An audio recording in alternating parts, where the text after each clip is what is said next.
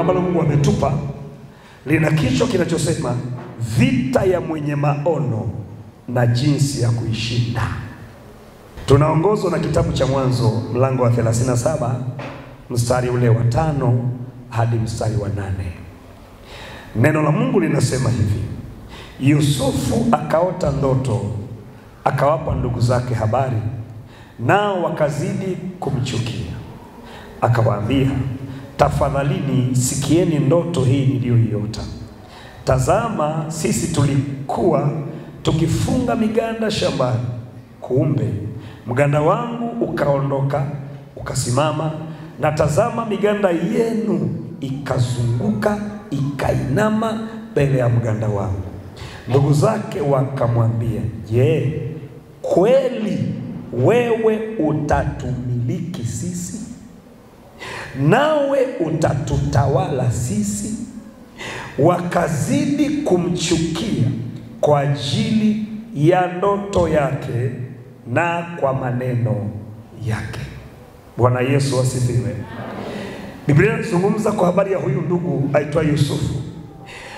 Wakamchukia baada tu ya kueleza kile anachokiona kikitokea kesho. Shetani anapambana na wenye maono, sio kwa ajili ya leo. Anapambana na wenye maono kuzuia kesho. Ukiona vita iliyoko mbele yako, mara nyingi shetani hapambani na wewe kwa ajili ya leo. Ameshachungulia kesho yako. Sasa ona watu wanamwambia ndugu yao, ina maana utatumiliki, sio unatumiliki. Manake alichowaeleza, wamekwisha kuona kabisa kesho huyu mtu hatakuwa wa kawaida. Ina maana utatutawala. Wewe dogo, wewe mtoto, ina maana kesho tutakuwa chini yako. Ina maana utajenga nyumba kubwa kuliko za kwetu. Ina maana utakuwa tajiri kuliko sisi. Ina maana walipoona hiyo kesho, nimesema wakazidi kumchukia. Na hii ndio maana waambiaga wapendwa, usiishie kuombea leo yako, jifunze kuombea kesho yako. Kwa sababu vita yako hailengi sana leo, inalenga kesho. Jifunze kuombea kesho ya mtoto wako. Watu wengi wanaombea leo tu, namfunika mtoto wangu anapoenda shule aende salama, arudi salama. Anaishia hapo, anasema amen. Shetani hamuangalii, hapambani naye leo kwa sababu yuko la 6, yuko la 7, yuko form 2. Anapambana na kile kilichoko mbele baada ya kumaliza masomo. Dalili zitakazo kuonyesha kwamba una vita ya maono, ama kwamba vita yako ni kwa ajili ya maono ulionayo. Manake unapoziona hizi kwako, elewa ndani yako kuna kitu umebeba kizuri kwa ajili ya kesho. Aidha kwa ajili yako, kwa ajili ya familia, kwa ajili ya kanisa na hata taifa. Kuna kitu umebebeshwa ndani, ndicho kinapigwa vita. Wakorinto wa kwanza mlango wa 16 mstari wa 9. Neno la Mungu linasema hivi: kwa maana nimefunguliwa mlango mkubwa wa kufaa sana, na wako wengi wanipingao. Mtumishi wa Mungu hapa anaeleza kwa habari ya mlango, tena mlango wa kufaa sana. Lakini changamoto iliyoko, anasema amekutana na upinzani mkubwa kwa sababu ya huo mlango. Ndani ya maono uliobeba, Inawezekana kuna lango la baraka ya familia yako. Kwa hiyo adui anaweza kupambana na wewe, akaweka vizuizi, akaweka upinzani, kwa sababu tu ndani yako kuna mlango wa mafanikio. Unajua kuna mtu unaweza kumuona hivi tu, kumuona wa kawaida, lakini ndani yake ana malango mengi amebeba. Kuna mtu unaweza kumuona kawaida, lakini katika ulimwengu wa roho ni taasisi. Sasa wakati mwingine huyo mtu inawezekana hajasoma, lakini Mungu alichomwekea katika ulimwengu wa roho huyo mtu ni taasisi inayotembea. Ndani yake kuna ajira za watu amebeba. Ndani yake kuna msaada wa watu amebeba. Ndani yake kuna namna atalisaidia kanisa, atajenga makanisa, atasapoti injili. Shetani akiangalia vyote hivyo, anaweza kuachilia upinzani. Lengo lake hiyo kesho njema isitokee. Lakini niko hapa rafiki yangu mzuri, nikuambie kwamba shetani akasirike akasirikavyo, Jehova ameona. Na ndio maana ametupa hili somo. Mimi nakuambia hivi, wako watu mko hapa, baada ya semina hii nyie wenyewe mtajishangaa mlikuwa wapi. Kuna watu biashara ulikuwa unaifanya na umekatia tamaa, ndio saa kutakucha. Mungu ataichanusha hiyo biashara. Maono yako yatatokea ili Mungu ajitwalie utukufu. Kumbuka tunazungumza dalili zitakazo kuonyesha vita yako ni kwa sababu ya maono ama ya kitu ulichokibeba ndani yako.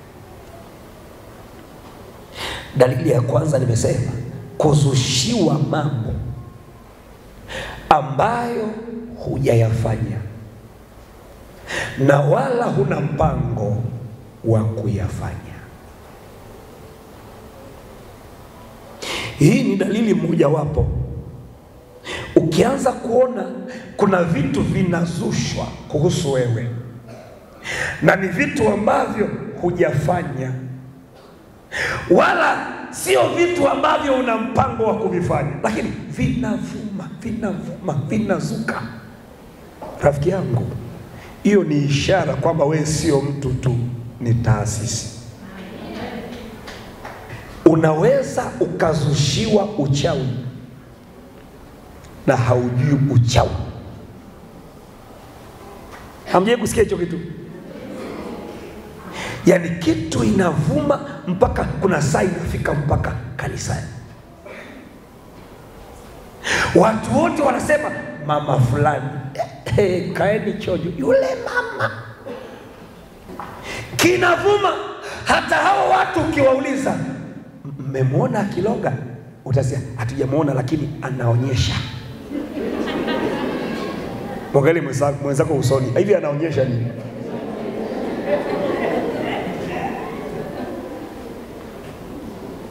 Kinavuma kwenye mtaa. Unashangaa hata wenzako ukiwasalimia wanakuitikia kwa tahadhari. Mmemkaje? Salama, salama, salama. Ni kama sema pita usije kutuloga. Tunajua.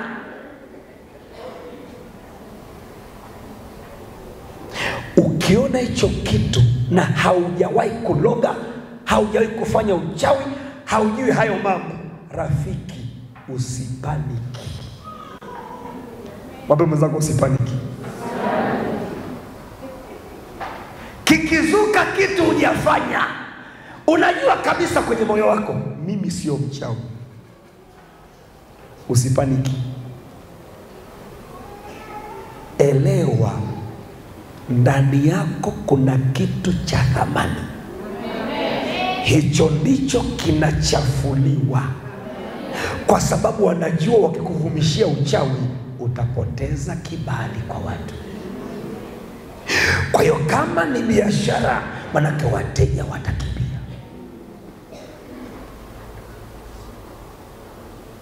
Kuna saa unazushiwa uchawi kwenye boma uliloolewa kwa sababu umebeba msaada wa hilo boma.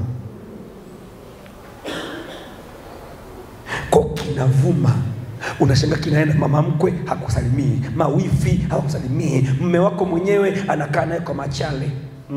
Anakusogelea tu saa ya majivu.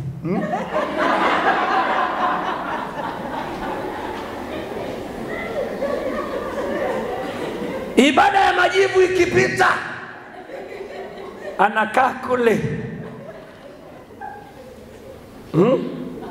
Na kitanda chenu kilivyo kikubwa, 6 kwa 6, mpaka mpigiane simu, nani sogea huko.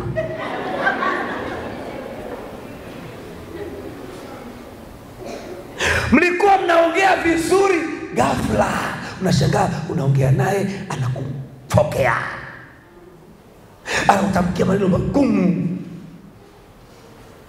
hamwezi kaa pamoja tena. Unashangaa hata akitaka kujenga nyumba anaenda kukaa na mama yake,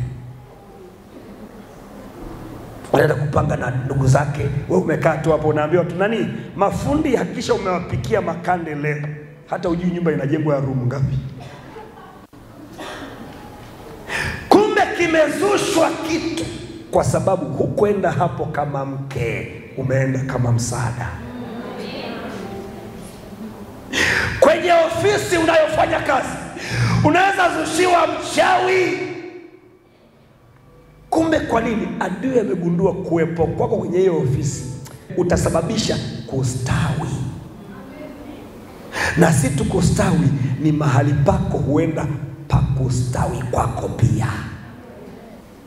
Huenda kuna watu Mungu atawatuma akukutanishe nao, maisha yako yabadilike. Ukiona hicho kitu, usipaniki wala usijitetee sana kwa mdomo wako.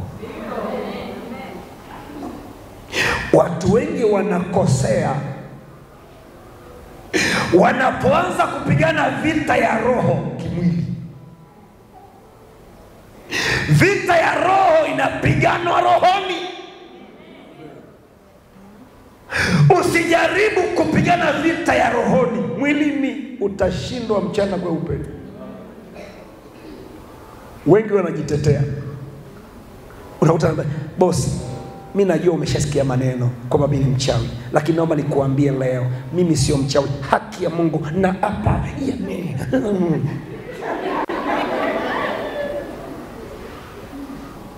Ukiona hiyo vita imekuwa kubwa, kimbilia magotini, nenda msalabani pa Mwokozi, ingia kwenye maombi, mwambie Bwana, uchawi si ujui, na huyo aliyenivika vazi la uchawi namrudishia vazi lake mwenyewe. Mimi sio mchawi, hilo vazi limrudie mwenyewe. Na kuna saa inaweza kafika kanisani unakosali, ikafika kwa wainjilisti, kwa wachungaji. Na hii kitu, wainjilisti na wachungaji na viongozi wa makanisa wengine kwa kutokuwa makini wameamini, na wakati wamewaondoa hapo watu kwenye nafasi. Unashangaa tu mtu anaondolewa kwenye nafasi yake, anauliza kosa nini? Anaambiwa hapana, tuliona tu tukupumzishe, umefanya kazi sana. Kumbe kuna watu wamepeleka taarifa, mwinjilisti usimuone mwenyekiti wa jumuiya wa matumaini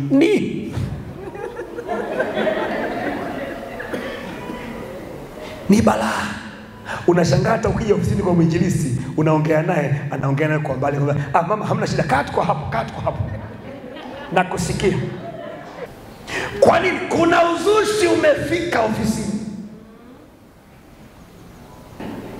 Rafiki yangu, unaweza ukazushiwa unatembea na mume wa mtu,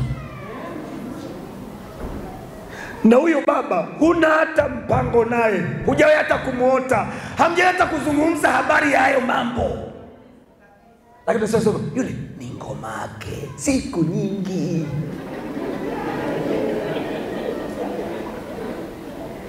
Kumbe hiyo kitu imevumishwa. Maskini binti wa watu usiolewe, imevumishwa ili hata akija kukuoa anaambiwa huyo mzee nani huyo anauza spare hapo ni ngomake, huwa anamuuziaga spare.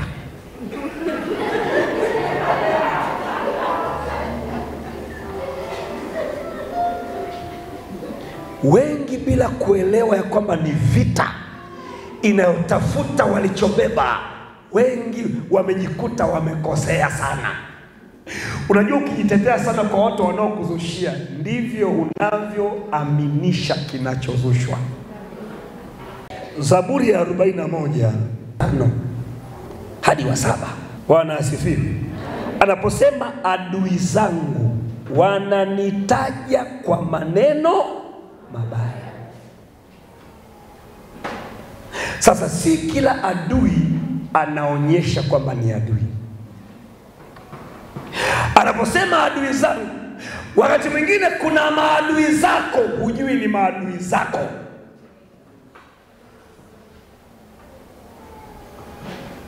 Kuna marafiki unaowaona marafiki, kumbe wako kwenye kundi la nini? Amani. Wewe unamshirikisha kila kitu, kumbe ni adui. Anasema wananitaja kwa maneno mabaya. Atakufa lini ili jina lake lifanye nini? Likapotea. Na mmoja wao kwenye hilo kundi anasema akija kunitazama asema uongo, moyo wake hujikusanyia maovu, na atokapo nje huyanena.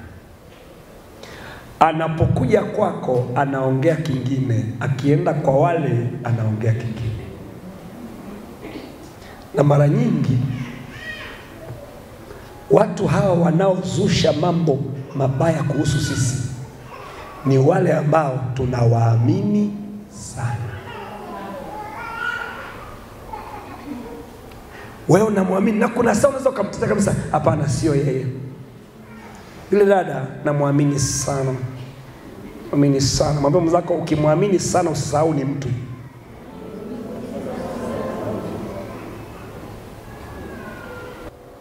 Unaweza ukazushiwa umeiba, kumbe hujaiba. Unaweza ukazushiwa umefanya kitu ambacho mpaka unajiuliza mimi, lakini hujafanya. Haleluya. Mwambie mzako Mungu akusaidie. Mwambie tena Mungu akusaidie. Na imetokea hata kwa watumishi wengi. Wamezushiwa vitu ambavyo hawajafanya.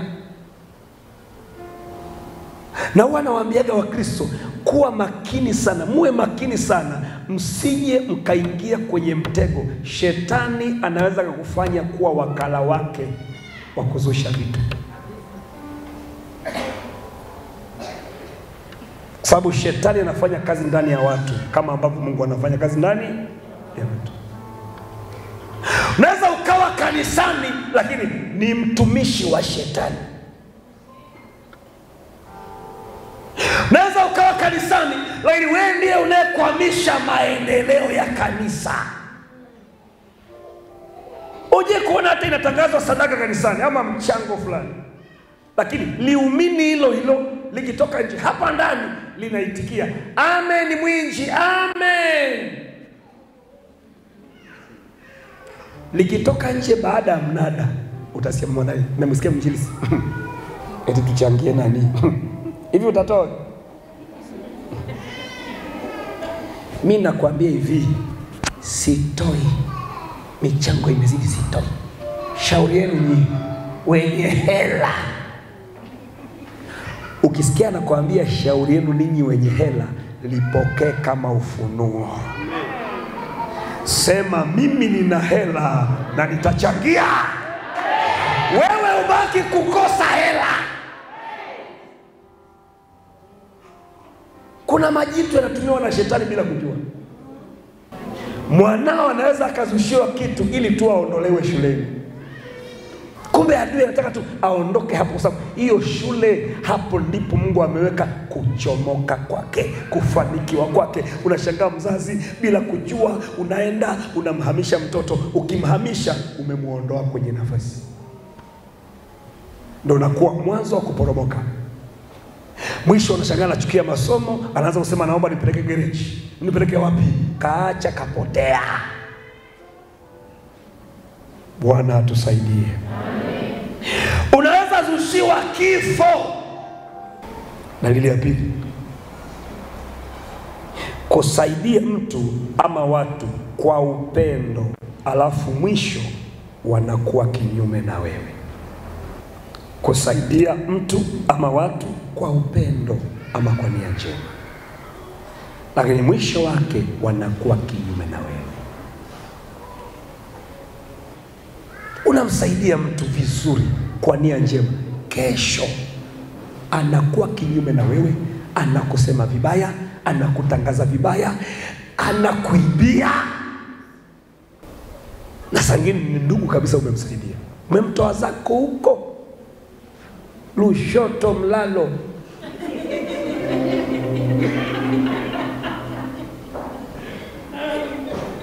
ulipoenda kwenye nani ubarikio pale Mlalo Mission, ukamkuta tu yuko hapo kamaliza form 4 anazunguka, akasema nani Joji, kuliko uzunguke hapa, hebu twende mjini. Ukamsaidia, ukampa chaneli hivyo, akapata maisha, na uenda ukampeleka ufundi, akajifunza, akawa na maisha. Mwisho unashangaa anakutangaza kule kijijini vibaya. Lengo lao nini?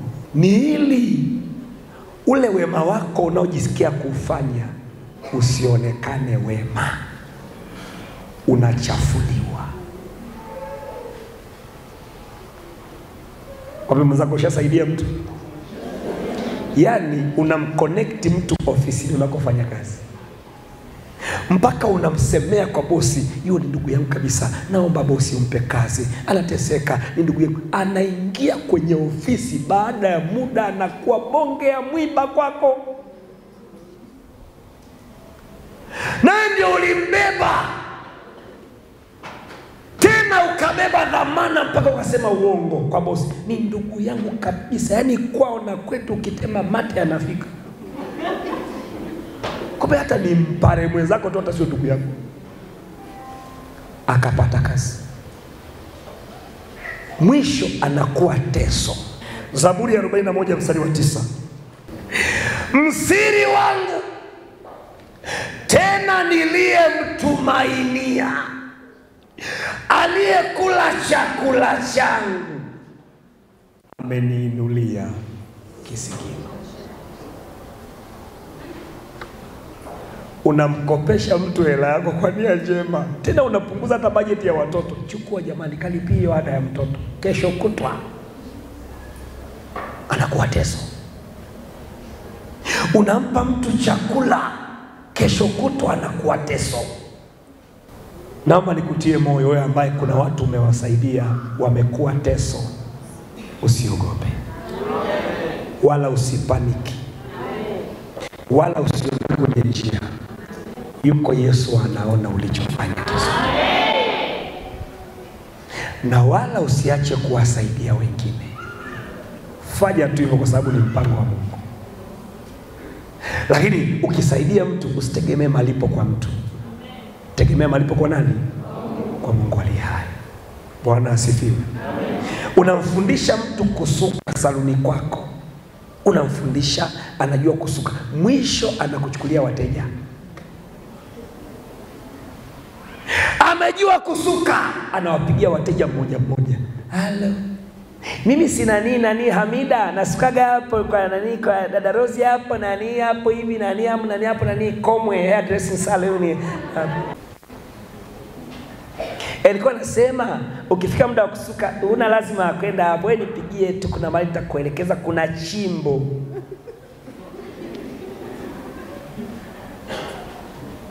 Na unamuona ni wa maana. Unashangaa wateja mbona hawaji? Na ukiwapigia simu waseme atakuja tumpe. Nilisuka nilipoenda safarini Tanga, nikapitia Mombo, nikasuka. Kumbe sio Mombo, Mombo yake iko hapo. Msiri uliyemtumainia kwamba huyu kesho nitavuna. Mtumainie Yesu. Bwana asifiwe. Nasema haleluya. Dalili ya tatu, kuahidiwa mambo mazuri bila kutimiziwa. Kuahidiwa mambo mazuri, mambo mema, mambo ya maana kwenye maisha yako, lakini hayatimizwagi na wanaokuahidi. Elewa, kuna kitu shetani amegundua. Yakitimia hayo, kuna hatua kubwa utaipiga. Kana kuahidi kabisa haki ya Mungu. Sofia, ninakuoa. Nimekuchagua wewe. Sina mwingine. Sili, silali, sipumui. Siwende mochwari. Huli, ulali, hupumui.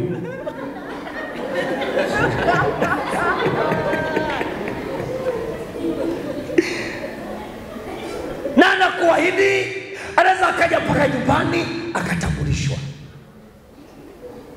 Na unajiachia kabisa, hamna shida jamani, Boni, niko tayari kabisa. Mwisho unashangaa umekaa naye kwenye mahusiano miaka 6, miaka 8, kakupotezea muda mwingi.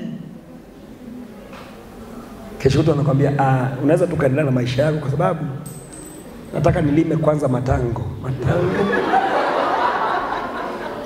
Sasa mimi nazuia kilimo.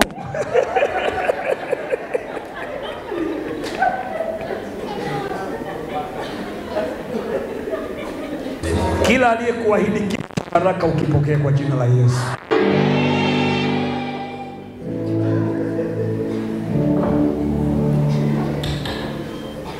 Weka mikono kifuani.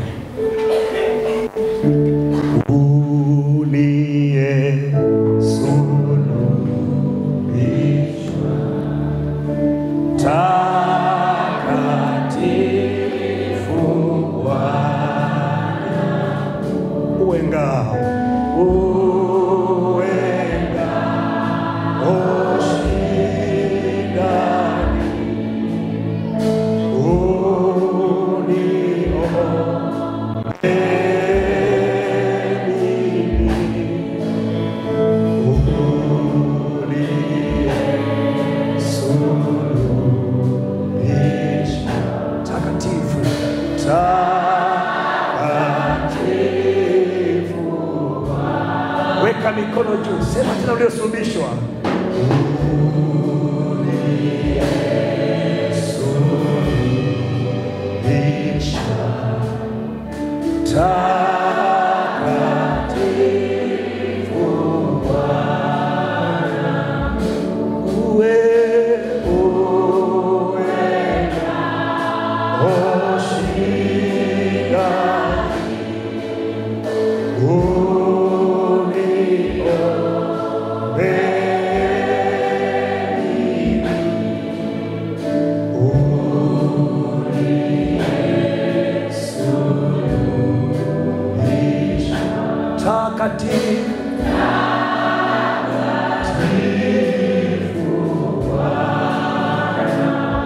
Takatifu,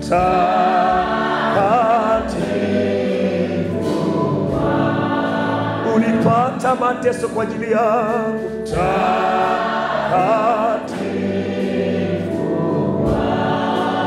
ulipigwa kwa ajili yangu. Takatifu, ulichumuliwa kwa ajili yangu. Takatifu, uliangikwa kwa ajili yangu. Takatifu, sema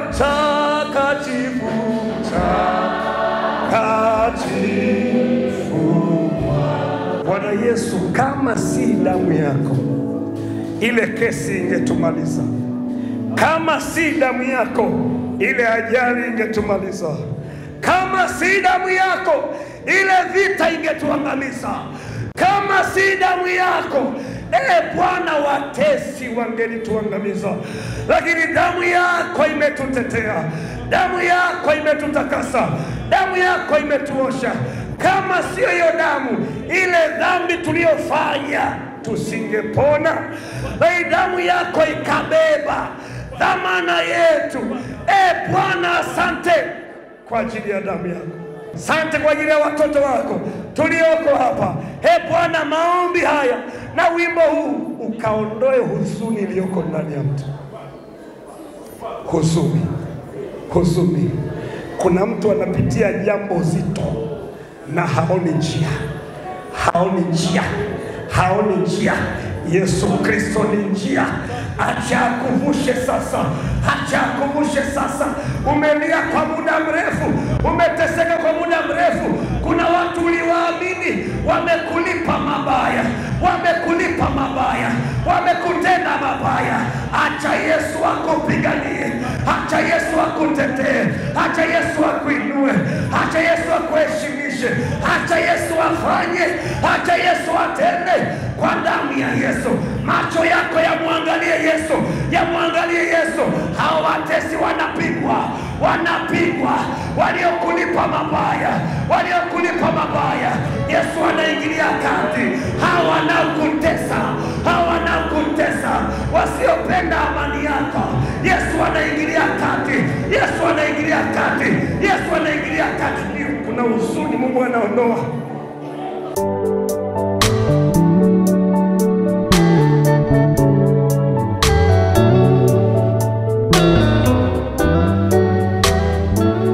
Hallelujah. Jina lako Yesu limeinuliwa zaidi ya yote, limeinuliwa. Jina lako Yesu limeinuliwa zaidi ya yote, limeinuliwa. Jina lako Yesu, Baba, limeinuliwa zaidi ya yote.